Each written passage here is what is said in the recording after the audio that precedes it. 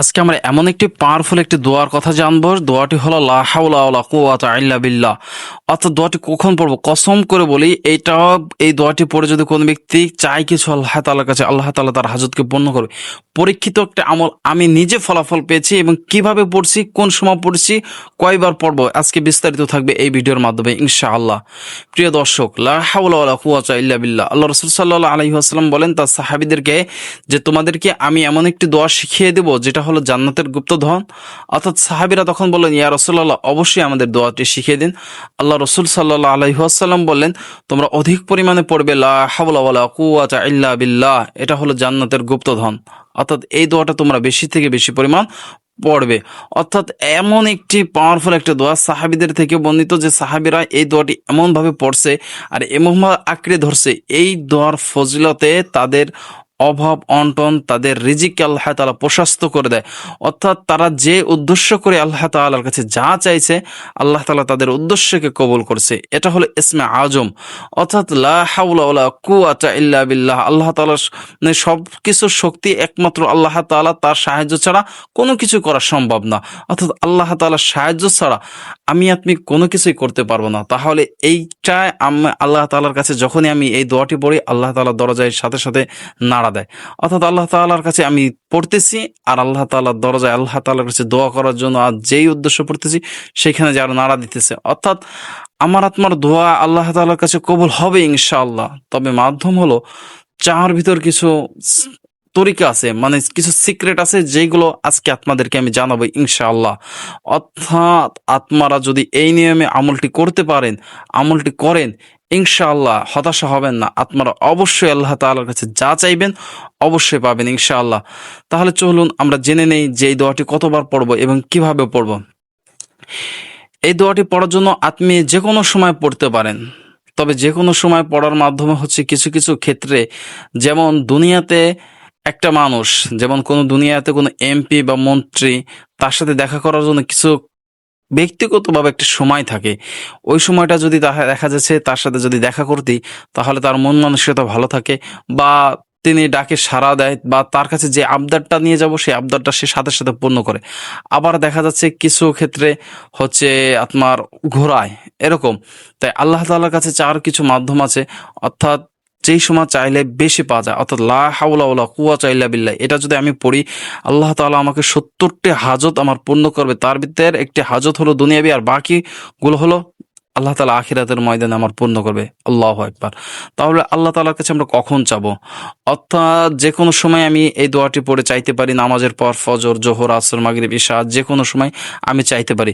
তবে তার থেকে সবচেয়ে উত্তম, যেমন সুন্দর একটা জিনিস, সুন্দরের থেকেও কলম একটা জিনিস ভালো হয়, ঠিক আছে, তেমনি সবথেকে উত্তম সময় হলো তাহাজ্জুদের সময়। অর্থাৎ কোনো ব্যক্তি যদি ২ রাকাত তাহাজ্জুদের নামাজ পড়িয়া সালাত পড়িয়া যদি ওই সময় কোনো ব্যক্তি যদি অশ্রুমাখা চোখে আল্লাহ তাআলার কাছে লা হাওলা ওয়ালা কুওয়াতা ইল্লা বিল্লাহ ৭ বার পড়ে, ৭ বার পড়ে যদি কোনো ব্যক্তি লা হাওলা ওয়ালা কুওয়াতা ইল্লা বিল্লাহ ৭ বার এই দোয়াটি পড়ে যদি কোনো ব্যক্তি তাহাজ্জুদের সময় আল্লাহ তাআলার কাছে যায়, আমি দৃঢ় বিশ্বাসে বলতে পারি আল্লাহ তাআলা তাকে কোনো সময়ের মতো নিরাশ করবে না, তাহাকে আল্লাহ তাআলা খালি হাতে ফিরাবেন না।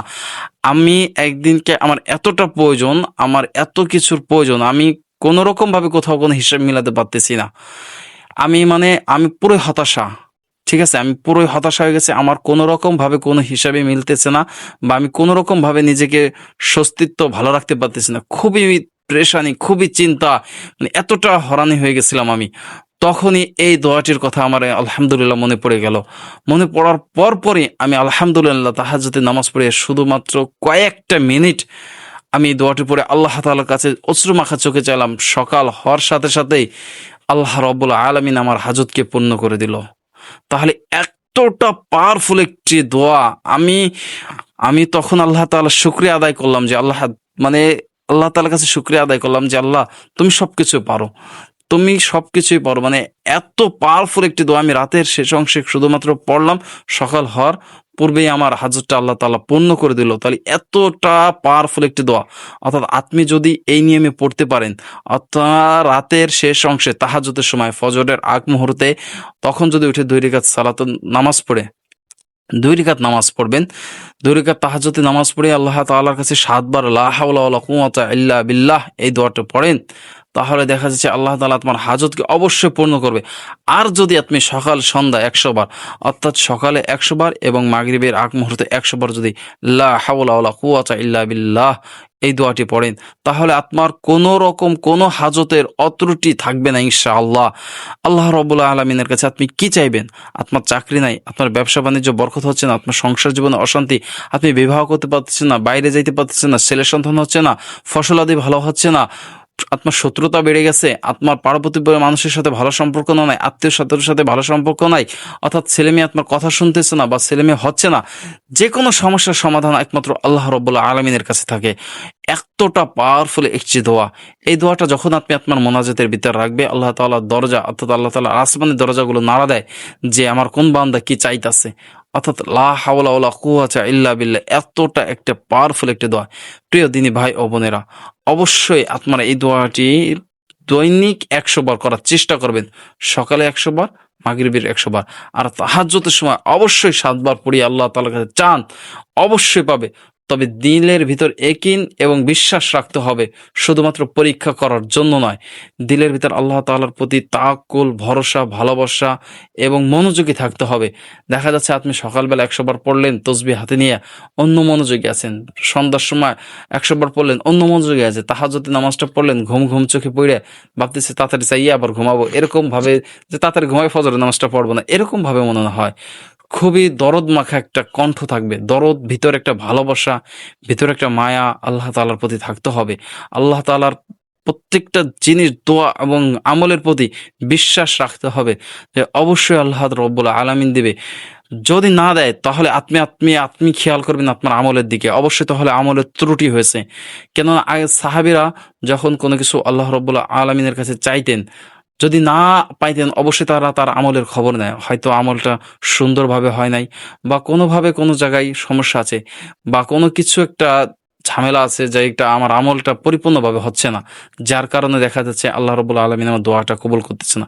ঠিক আমি যদি হারাম জিনিস খেয়ে আল্লাহ রাব্বুল আলামিনের কাছে দোয়া করি, আমার দোয়া তো কবুল হবে না। কেন? আমার শরীরের ভিতর হারাম, সুদ, ঘুষ, হারামের টাকা ভরে আমার শরীর রক্ত মাংস করা হয়েছে। তাহলে এভাবে কি আমি আল্লাহ তাআলার কাছে যদি দোয়া করি, দোয়া করব না। সর্বপ্রথম হলে আগে আল্লাহ তাআলার কাছে পুরোভাবে খাস দিলে তওবা করে সমস্ত গুনাহ থেকে ফেরত আসতে হবে। গুনাহমুক্ত জীবন আগে সর্বপ্রথম আল্লাহ তাআলার কাছে চাইতে হবে। তারপর আপনার আল্লাহ তাআলার কাছে চান, ইনশাআল্লাহ আমলটা গুরুত্ব সহকারে করবেন। যেইভাবে বলা হলো এইভাবে করবেন।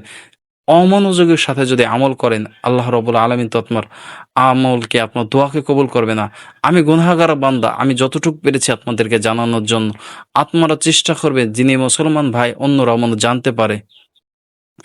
এক মুসলমান আপনি যদি অন্য মুসলমানকে জানানোর সুযোগ করে দেন, আত্মীয় সদকায়ে জারি হিসেবে নেকির অংশীদার হবেন। প্রিয় দিনী ভাই ও বোনেরা, এটা এতটা একটি পাওয়ারফুল একটি আমল, লা হাওলা ওয়ালা কুওয়াতা ইল্লা বিল্লাহ। আবার যদি সম্পূর্ণ পড়েন ইয়া হাইয়ুম ইয়া কাইয়ুম, এটাও সাথে সংযোগ রাখতে পারেন।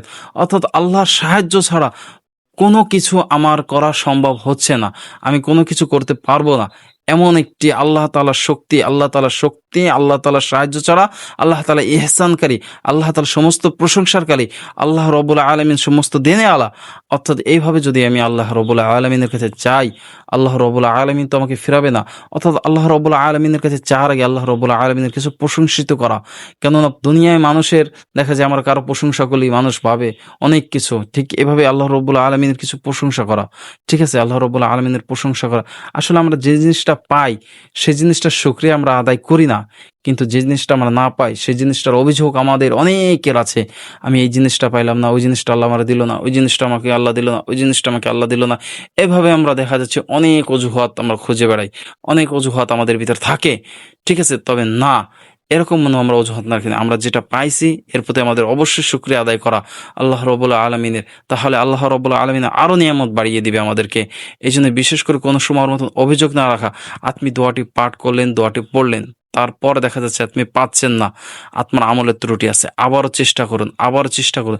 ইনশাআল্লাহ তুমি অবশ্যই পাবে। আমি গুনাহগার যদি আমি পাই, অবশ্যই আপনারা পাবেন। আল্লাহ রসুল সাল্লাল্লাহু আলাইহি ওয়াসাল্লামের তো কথা মিথ্যা না, আল্লাহ তাআলার ওয়াদা তো মিথ্যা না। আল্লাহ রাব্বুল আলামিন তো অবশ্যই দিবে। আল্লাহ রাব্বুল আলামিন তো বান্দাদেরকে দেওয়ার জন্য অজুহাত খোঁজে।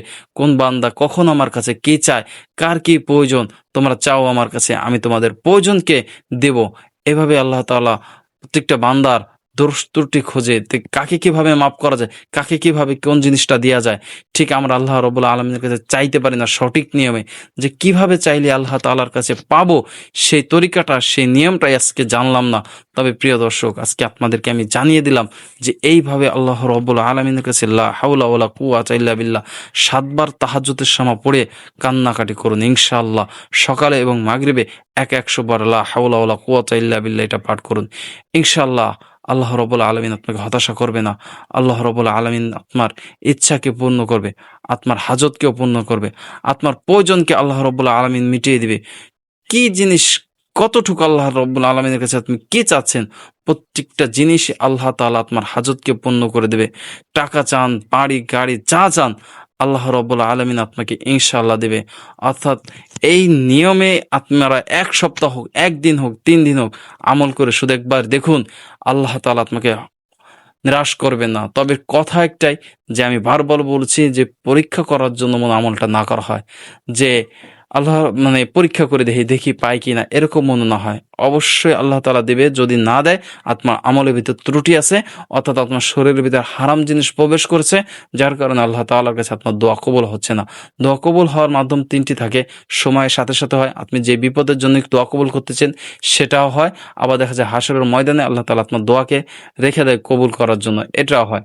এই জন্য ভাবতেছেন দোয়া কবুল হচ্ছে না, আসলে আমলটা মনে হয় বৃথা, বা আমলটা মনে হয় ভুল, এরকম মনে আমার দিলের ভিতর মনে না আসে যে আমলটা মনে হয় ভুল হচ্ছে, বা আমলটা আসলে সঠিক না, এরকম চিন্তা ফিকির মনে আমার ভিতর কোনো সময় মনে না আসে। আল্লাহ রসুল সাল্লাল্লাহু আলাইহি সাল্লামের প্রত্যেকটা কথা, প্রত্যেকটা দোয়া, প্রত্যেকটা আমলই সত্য, এবং আল্লাহ তাআলার ওয়াদাও সত্য। অবশ্যই আল্লাহ তাআলা দেবে, যদি আমি আপনি সঠিক নিয়মে সঠিকভাবে চাইতে পারি। যে কোনো কিছু মানুষের কাছেই আমি আপনি যদি সঠিক নিয়মে চাই, সঠিকভাবে চাইতে পারি, কোনো মানুষই ফিরিয়ে দেয় না। ঠিক তেমনইভাবে আমিও যদি সঠিকভাবে আল্লাহ রাব্বুল আলামিনের কাছে চাইতে পারি, আল্লাহ রাব্বুল আলামিন আমাকে ফিরিয়ে দিবেন না। প্রিয় দিনী ভাই ও বোনেরা, আল্লাহ রাব্বুল আলামিন যেন এই প্রত্যেকটি আমল, এই আমলটা প্রত্যেকটা দিনই মুসলমানকে করার তৌফিক দান করুক। এবং যারা ভিডিওটা সম্পূর্ণ দেখলেন মনোযোগের সহকারে, অবশ্যই ভিডিওতে একটি লাইক করে কমেন্ট করে যাবেন, আর যাতে করে অন্য দিনই মুসলমান ভাইও জানতে পারে আমলটির কথা। আপনারা নিয়মিতভাবে 1 সপ্তাহের ভিতরে আমল করুন, কমেন্টে পরে এসে বলে যাবেন যে আমি অবশ্যই এটা পেয়েছি। আমি যখন পেয়েছি, আপনারাও পাবেন। কোনো সময় মতন আল্লাহ তাআলার তরফ থেকে নিরাশ হবে না। আল্লাহ তাআলা আপনাকে আরো পরীক্ষা নিতে পারে, ধৈর্য নিতে পারে। অবশ্যই ধৈর্যর পরীক্ষা আল্লাহ রাব্বুল আলামিন প্রত্যেকটা মানুষেরই নেবে, আমার নেবে, আত্মার নেবে, প্রত্যেকটা দিনই মুসলমানের জন্য নেবে। এই ধৈর্যই যদি আমি আপনি ধৈর্যের জন্য যদি সফল হতে পারি, ধৈর্য ধরে থাকতে পারি, আল্লাহ রাব্বুল আলামিন তো দুঃখের পরে সুখ রেখেছে, আর ধৈর্যশীল ব্যক্তিকে তো আল্লাহ তাআলা আরো বেশি পছন্দ করে। তাই অর্থাৎ প্রত্যেকটা দিন সকালে এবং সন্ধ্যায় লা হাওলা ওয়ালা কুওয়াতা ইল্লা বিল্লাহ এই আমলটা করার চেষ্টা করবো 100 বার। আর তাহাজ্জুদের সময় 7 বার এই আমলটা করব। শুরুতে আমরা কয়েকবার ইস্তেগফার পাঠ করে নেব, আস্তাগফিরুল্লাহ আস্তাগফিরুল্লাহ আস্তাগফিরুল্লাহ, এবং আল্লাহ রাসূল সাল্লাল্লাহু আলাইহি ওয়াসাল্লামের প্রতি কয়েকবার দুরূদ শরীফ পাঠ করে নেব, সাল্লাল্লাহু আলাইহি ওয়াসাল্লাম সাল্লাল্লাহু আলাইহি ওয়াসাল্লাম সাল্লাল্লাহু আলাইহি ওয়াসাল্লাম। এভাবে আল্লাহ রাসূল সাল্লাল্লাহু আলাইহি ওয়াসাল্লামের প্রতি কয়েকবার দুরূদ শরীফ পাঠ করে আল্লাহ ইস্তেগফার পড়কে নিজের গুনাহকে লজ্জিত হয়ে, আল্লাহ তাআলার কাছে অনুতপ্ত হয়ে, আমার গুনাহকে স্মরণ করে এই দোয়াটি করব। তারপর অশ্রু মাখা চোখ নিয়ে আল্লাহ তাআলার কাছে কান্নাকাটি করে দোয়া করবে। ইনশাআল্লাহ আল্লাহ তাআলা আমার আত্মার দোয়া ফিরিয়ে দিবেন না কখনো। সকাল হতে হতে আমার আত্মার হাজতকে আল্লাহ তাআলা পূর্ণ করে দেবে। প্রত্যেকটা দিনই মুসলমান ভাই বোনদেরকে যেন আল্লাহ রাব্বুল আলামিন এই আমলটি করা তৌফিক দান করুক। আমিন।